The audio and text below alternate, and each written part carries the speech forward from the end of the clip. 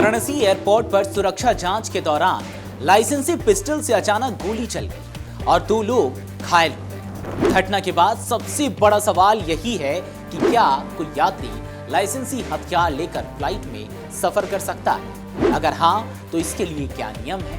क्या हथियार यात्री अपने साथ रख सकता है या इसे चेक इन बैग में ही जमा करना होता है? और आखिर एयरपोर्ट पर हथियार की जांच और पैकिंग की प्रक्रिया कैसे होती है?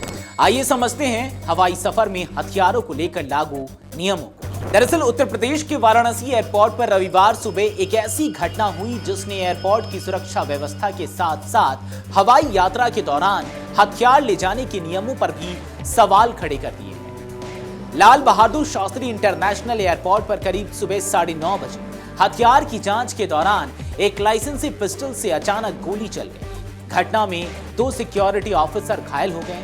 दोनों को तत्काल अस्पताल ले जाया गया, जहां उनका इलाज कराया गया। जानकारी के मुताबिक आजमगढ़ के रहने वाले कमलेश राय अपनी पत्नी के साथ मुंबई जाने वाली एयर इंडिया एक्सप्रेस की फ्लाइट IX 1810 पकड़ने एयरपोर्ट पहुंचे थे। बताया जा रहा है कि यात्री ने फ्लाइट में लाइसेंसी पिस्टल ले जाने की जानकारी पहले ही दे दी थी। सुरक्षा जांच के दौरान हथियार और कारतूस की गिनती की जा रही है। इसी दौरान पिस्टल से अचानक गोली चली। गोली AAIC LAS के एक सुरक्षा कर्मी के पैर में, जबकि पास खड़े एक अन्य व्यक्ति के अंगूठे में भी चोट आई। दोनों घायलों को इलाज के लिए न्यू लक्ष्मी ट्रॉमा सेंटर ले जाया गया। फिलहाल यह साफ नहीं हो पाया है कि पिस्टल से गोली किस वजह से चली, लेकिन इस घटना ने यह सवाल जरूर खड़ा कर दिया है कि आखिर लाइसेंसी हथियार लेकर हवाई सफर करने के क्या नियम।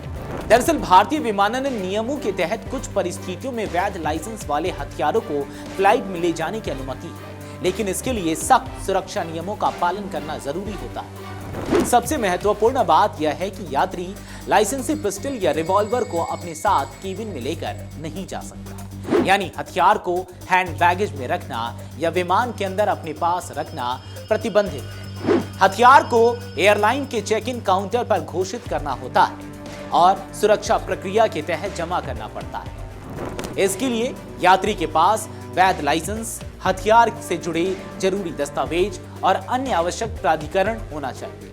एयरपोर्ट पर दस्तावेजों का सत्यापन किया जाता है और हथियार को निर्धारित सुरक्षा प्रक्रिया से गुजरना पड़ता है।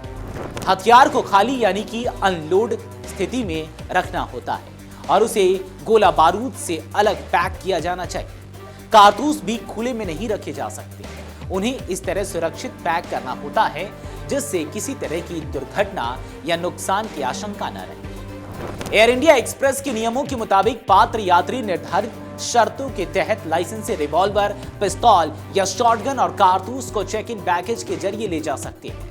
इसके लिए कुल वजन की सीमा 5 किलोग्राम तक बताई गई है।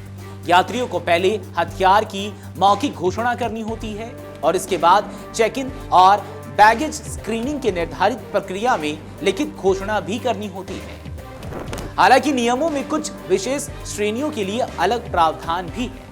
आधिकारिक ड्यूटी पर यात्रा कर रहे रक्षा और सैनिक बल और पुलिस कर्मियों को जरूरी दस्तावेजों के आधार पर कुछ छूट मिल सकती है। वहीं खेल प्रतियोगिताओं के लिए हथियार ले जाने वाले खिलाड़ियों के लिए भी अलग नियम लागू हो सकते हैं। यानी वाराणसी एयरपोर्ट की घटना से एक बात साफ है कि लाइसेंस हथियार रखने की अनुमति का मतलब यह नहीं कि उसे सामान्य सामान की तरह विमान में ले जाया जा सकता है। हवाई सफर में हथियार के लिए अलग घोषणा, दस्तावेजों का सत्यापन, पैकिंग और सुरक्षा प्रक्रिया का पालन अनिवार्य है और इस पूरी प्रक्रिया में छोटी सी लापरवाही भी गंभीर हादसे का कारण बन सकती है। बहरहाल वाराणसी एयरपोर्ट पर हुए इस हादसे को लेकर आपकी क्या राय है, कमेंट सेक्शन में जरूर बताते जाएं। अगर आप ये वीडियो YouTube पर देख रहे हैं तो हमारे चैनल को सब्सक्राइब कर बेल आइकन दबाएं और Facebook पर देख रहे हैं तो हमारे पेज को लाइक करें।